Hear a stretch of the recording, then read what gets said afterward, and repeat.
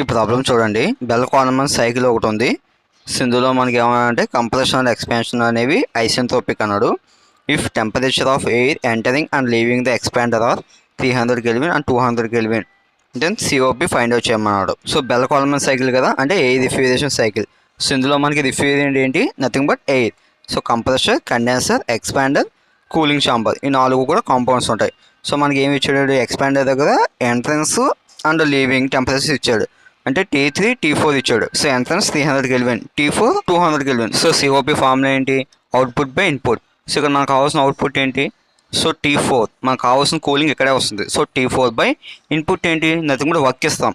So ఈ work temperature చెప్పాలంటే T3 minus T4 అని రాసుకుంటాం.